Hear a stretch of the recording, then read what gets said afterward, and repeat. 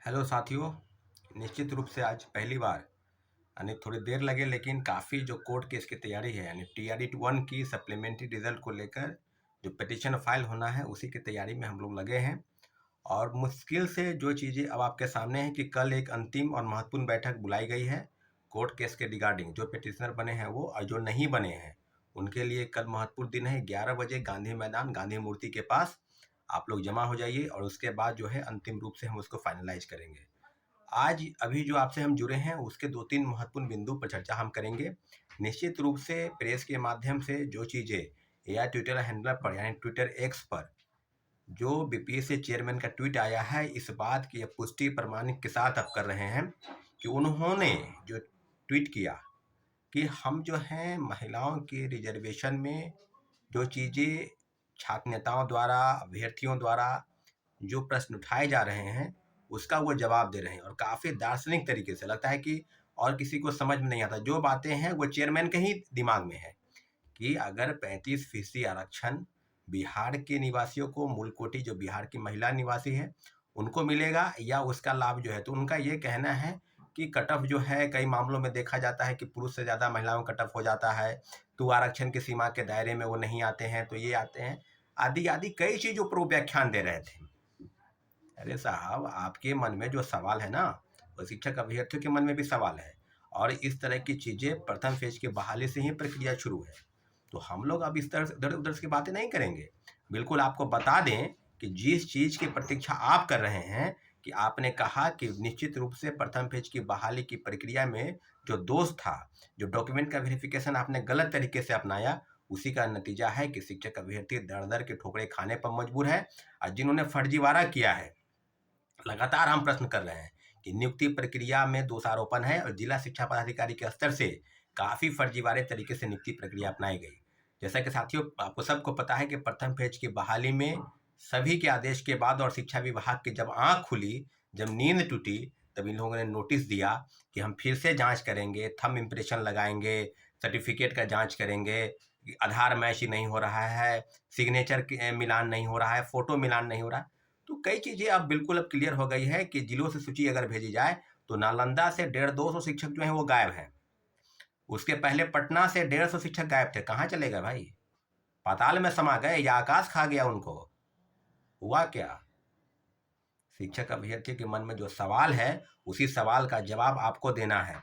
और सारे चीज़ों पर 1 to 5 से लेकर और 8 9 और 10th 11 यानी 1 to 5 से लेकर 11 12 तक, प्राथमिक से लेकर उच्चतर माध्यमिक तक जितनी भी व्यवस्था जो शिक्षक बहाली में हुई, सभी में व्यापक तौर पर फर्जीवाड़ा हुआ। इसकी पुष्टि बीपीएससी और शिक्षा विभाग के जितने भी पत्र जारी हो रहे हैं इस बात को प्रमाणित करते हैं कि बिहार में बड़े पैमाने पर घोटाला हुआ।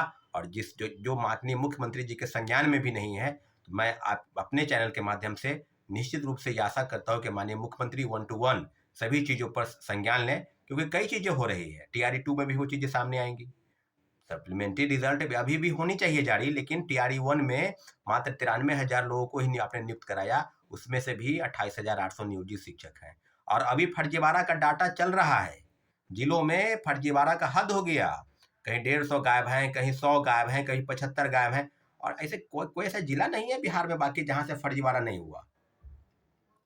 तो कहने की क्या जरूरत है? TRE-2 की बात होगी, सप्लीमेंट्री रिजल्ट के लिए उन्होंने ट्वीट कर दिया है कि 14,700 रिजल्ट देंगे, उसकी भी तैयारी चल रही है। वो कब आएगा रिजल्ट, उसकी भी ये पुष्टि। अगर वो रिजल्ट 14,700 नहीं आया तो उसके बाद भी पूरक परिणाम के लिए घमासान छिड़ेगा। ये सबको पता है कि भाषा की अर्हता के लिए जो चीज़ें शिक्षक अभ्यर्थियों के मन में थी कि रिजल्ट के प्रकाशन के एक दिन पहले आपने ट्वीट किया कि भाषा की अर्हता समाप्त कर दी जाती है, 1 to 5 में रहेगा, बाद बाकी 6 to 8 9 10 तो 11 12 में खत्म कर दी गई है। ये कौन सा तुगलकी फरमान है भाई? खेल के बीच से नियम बदले गए।